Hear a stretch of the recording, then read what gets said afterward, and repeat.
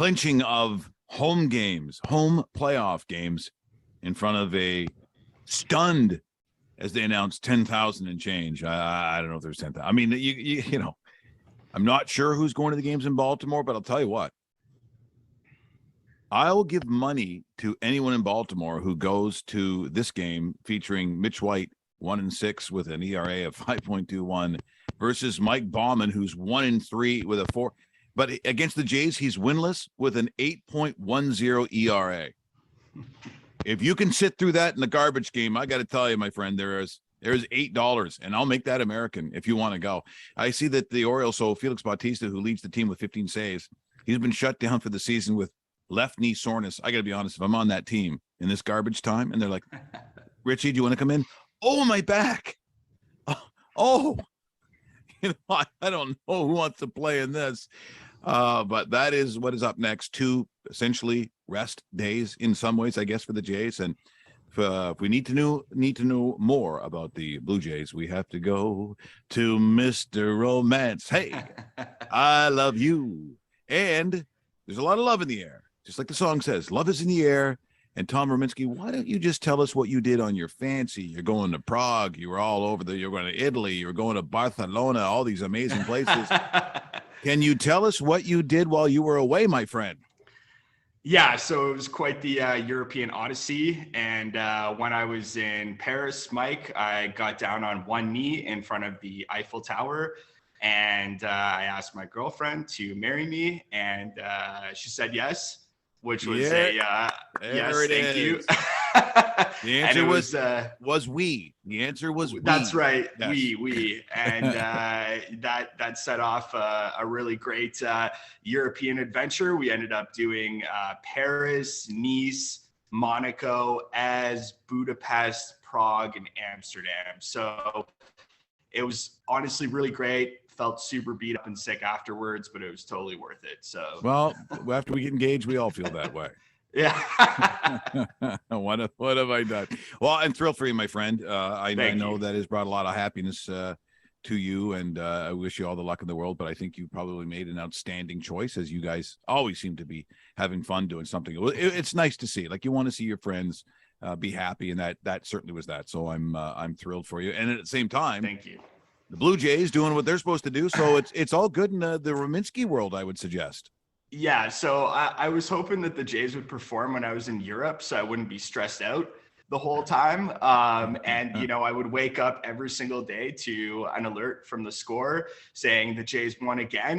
The Jays were winning so much when I was overseas that my friends were telling me not to come back because maybe that was some sort of a good luck charm. But in the end, it was just the Jays rocking in September and really putting together the best month of the season for them. And now they have home field advantage wrapped up in the wild card series. You know, Bo Bichette got hot, George Springer got hot, Teoscar Hernandez got hot, Whit Merrifield, 2-hit Whit. Trade deadline edition, he looked like a bench player, was completely lost. All of a sudden, Santiago Espinal gets injured, and he takes the starting position at second base, and he's been a hitting machine ever since. Alek Manoah, pitcher of the month for September. Yeah, this team is rolling heading into the postseason, and finally the vision in the preseason, we're really seeing everything come together at the exact right moment. Well, September, as we've mentioned, and we saw it coming. There was no question that September was going to be your entire season. What you did in September basically was going to tell you that you're in or you are out. And they were shoulder to shoulder with Tampa and Seattle at that point. I mean, there was not a lot of wiggle room. And so there was a lot of pressure because there was a lot of big series where they had to go and kind of slay a lot of dragons. And guess what? They were full marks for getting to where they are, for hosting playoff games, and for what people wanted to see or whatever disappointments you may have had.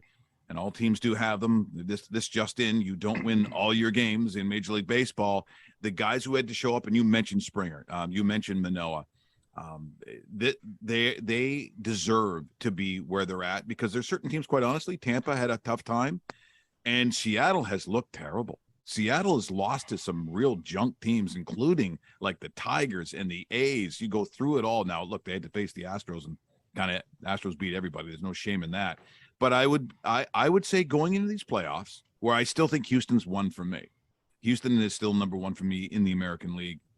But in baseball, anything can happen. And the Jays have played themselves into conversation that it shouldn't be shocking if they can make a run. And I don't think they're afraid of the Yankees. So I think they're right in this conversation. Yeah, you're definitely right there, Mike. And now it boils down to who the Jays are going to play come Friday.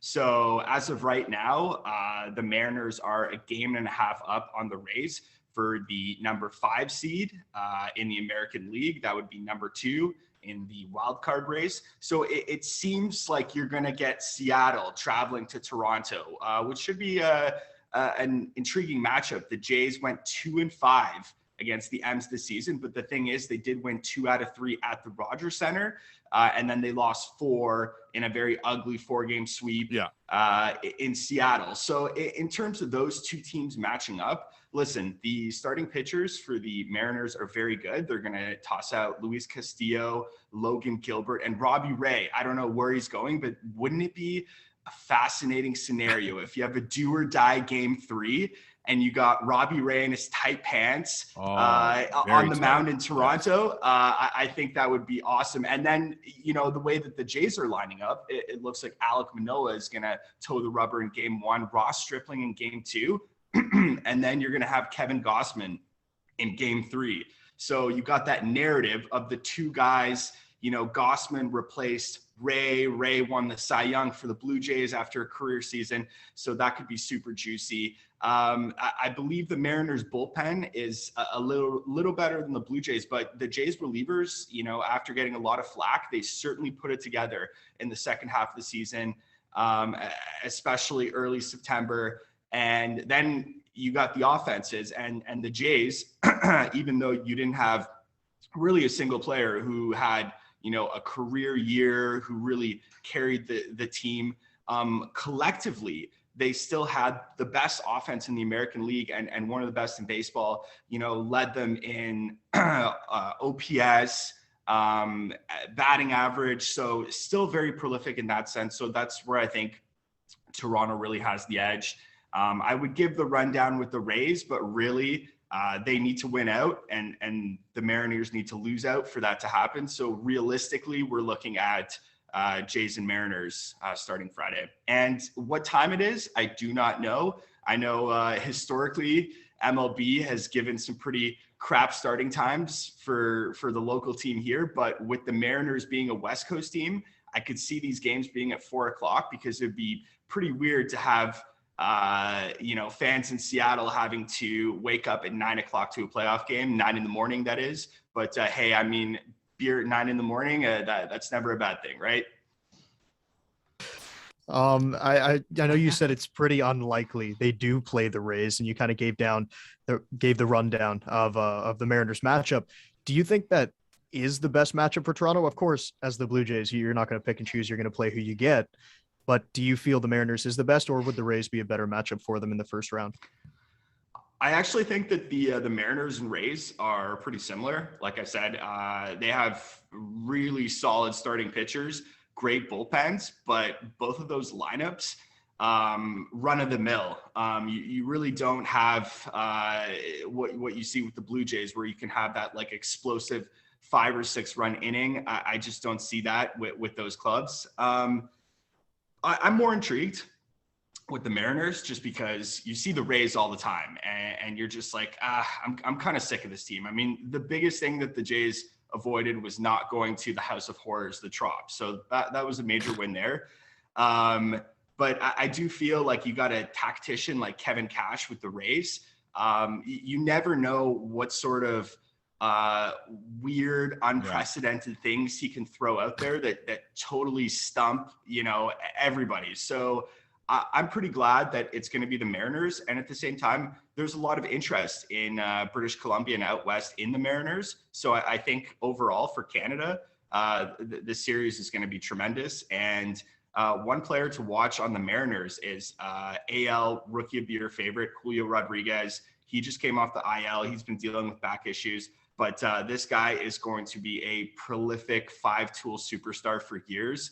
I hope that he doesn't show up, but if there's an X factor for the Mariners, it's going to be Julio Rodriguez. But it should be a great series. And the winner plays the Houston Astros in the ALDS. So that's going to be sensational as well. And I got tickets to the ALDS, so I'm hoping the Jays pull through here. So there you go. Well, it's not lost, when you start talking about what Tampa does. They're like Dr. Frankenstein. They figure out these weird things to put together, and they work. I mean, it's the most unusual franchise in some ways, in that you've got a home base that really isn't a great home base at all. They probably enjoy being on the road. The Trop is a dump. The fans don't necessarily even want to go out and see you. And yet you have these ways of putting together teams where you get like one star or two names. You don't pay a ton of money. It's such an odd combination, and they have success. And the thing is, even in years gone by when they're not successful, they've always given the Blue Jays a hard time, even going back to the Devil Ray times. They would be a junk team. They'd come in and they just get the Blue Jays spinning their tires somehow. It's to avoid Tampa for me. And if you're a Blue Jay fan, we're fine with that. I don't need to see Tampa, but it's going to come down to, and I always say the same thing as a franchise, like, who'd you spend your money on? Did you spend your money on someone who's showing up like now? Like, is now the time, which is why, I have certain players obviously called Mr. October. I want the October guys, not the July guys. And I think right now, if I'm looking at the Blue Jays, I'll be honest, after looking at September, their money is in the right place. You talk about Merrifield, which is just almost bizarre, but I guess it's kind of in him a little bit. But, the Springers of the world, the Noah, and then you got guys who all season long have come through for them. Alejandro Kirk, which has been like an incredible story. And you start going through that list. And if you have Merrifield at 8 hitting the way that he is, I mean, the Blue Jays are going to be a whole bunch of trouble for whoever has to play them, including the Astros. Like, as I said, I realize how good they are, and I believe they're winning without cheating. So it's a huge move for them. But the Blue Jays can go as far as they want. I don't think they're a fluke. I don't think it would be weird to see them go on a run. The Yankees are playing some pretty good baseball. All in all, this should be entertainment for a baseball fan regardless. This is actually a pretty good postseason. Yeah, it should be really good. And the one X factor for the Blue Jays, and you really saw it in September, was Bo Bichette. He set a franchise record for hits, and that was like a week to go in the regular season. So if he can really, continue swinging, just the length of the lineup right now is like, you really don't see an easy out. Danny Jansen, out of nowhere, it put up the best OPS out of, any of the regular Jays players. And there's not a single easy out. And the thing is, the Jays also accumulated a really nice bench. Like, there are players that they can just plug in, whether it's like a left-handed bat speed guy like Tapia, or you got a defensive specialist like Jackie Bradley Jr.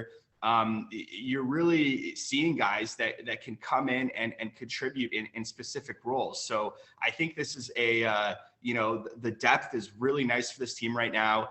And one pitcher to watch, especially if they make it through the Mariners, because the Astros have an incredibly deep starting rotation. You need Jose Berrios, like from, not from this year, from when he was a multi-time All-Star, because you know what you're going to get out of your top 3 dogs. And when you need to go to a 4-man rotation in a best of 5 or best of 7, Berrios is really going to be that guy that has to step up if this is going to be a deep run through October and potentially November. The other thing that I noticed, whenever we go after one of the players or question their abilities, they play really well. Teoscar Hernandez heard what we were talking about. I think Bo Bichette said, yeah, they're probably going to have to unload him in the offseason. And they're like, do you hear what they're saying about us on that show? And boom, we put them right into it. So you're welcome, Blue Jays. You're welcome, Blue Jay fans. We'll continue. Yeah, and you know what, Alec Manoah? Maybe a little heavy. Maybe you could lose a couple of pounds. Okay. I'm just going to throw this out there, get them upset, watch them win. Tom, so great to have you back. Congratulations on a very successful a holiday, I guess I would call it. Yeah, it was a good road trip. Yeah, so I was going to say, now, as they say, a successful road trip is what you had, I think, out there. But good to see you, buddy. Thanks so much for this morning. And again, we'll talk to you real soon. Yeah, sounds great, guys. Take care, eh? Tom Ruminski from The Score joining us here this morning, talking about the Blue Jays prospects in the postseason. It is 8:55. The Norm coming up next for